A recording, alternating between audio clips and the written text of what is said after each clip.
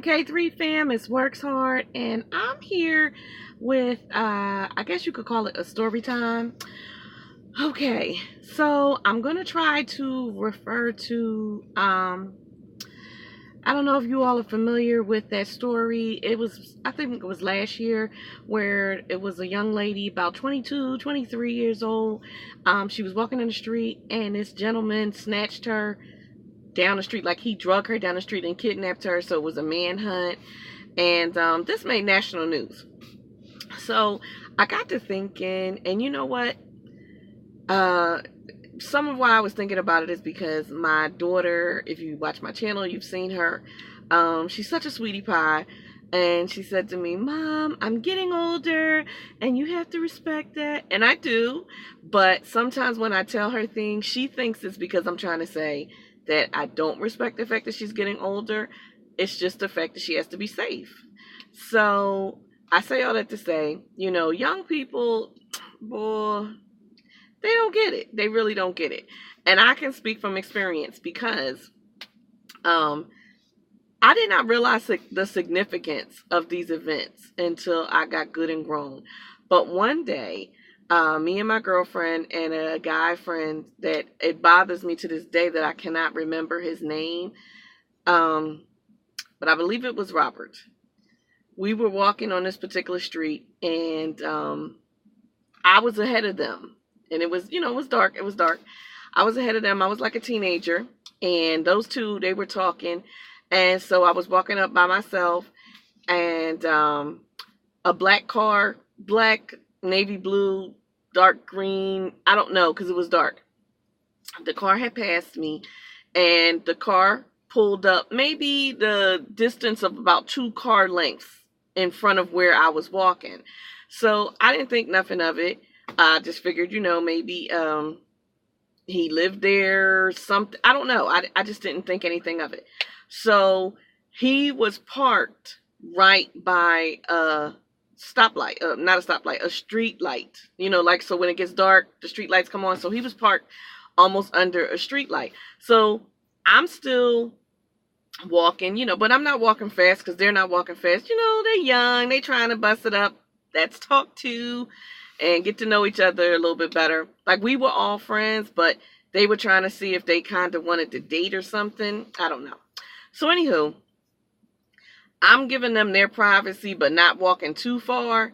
So they are about 2 to 3, no, maybe 3 to 4 car lengths behind me.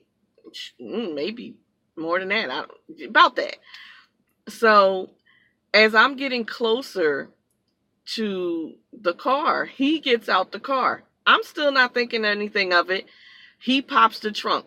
Still not thinking anything of it. I'm almost to the end of the car, like as I'm walking down the street, and I see, when he pops the trunk, I'm thinking maybe he's about to unpack some groceries or something like that, like take them into the house or something. So as I'm getting up towards the rear of the car, I can see that the trunk is empty, and it had like a red liner in it. And so he is walking towards me, trying to come at me. And thank God, because I froze. I just couldn't believe it, because it was like it all happened so fast. I'm 1, getting to the end of the car, 2, seeing that the trunk is empty, 3, looking up and seeing that he is walking up on me and getting in my space like he's about to throw me into the... So all I basically could tell you is that he was tall and a man, and I could tell you the race. But as far as anything else, I couldn't tell you, because everything flashed before my eyes so quickly. But thank God my friends came up on us at that very moment. My friends, I don't know if the girl realized what was going on, but the guy definitely realized what was going on. And you know what? This is something my family does not know. I never told them. I didn't come home and tell them anything about it. And, this is what I mean by youth. They don't understand the significance of this. I mean, I was a little shook, but it rolled right off my back. So when they came out of the shadows, because we were underneath the stoplight at the street light at this time. So Robert, I believe his name was, and I hate that I can't remember it, because truthfully, he saved my life. He came out of the shadows and he pulled the gun. He had a real strong accent. He was from somewhere else, and he just was letting them know it wasn't going to be none of that. You know, he wasn't going to just snatch me up and throw me in the trunk. And so the guy, he ran off, jumped in his car, and he drove on away. But realistically, given, you know, how people are and the way this world is, he saved my life. Because what would he have done to me? He was going to throw me in that trunk. He didn't know that I was with them, because that's what I'm saying. Maybe they were more than just a couple car lengths behind me. He had no idea that I was not by myself. So, because, like I said, now, you know, I can remember, and things have more significance, because he looked around for a second. I still wasn't thinking anything, because he pulled up in front of a house underneath a street light. So I'm thinking, you know, he's about to unpack groceries or something like that. But he thought I was by myself, and I never would have been heard of again. There wouldn't be this channel. I wouldn't have my children. I never would have got married. I wouldn't have went to college.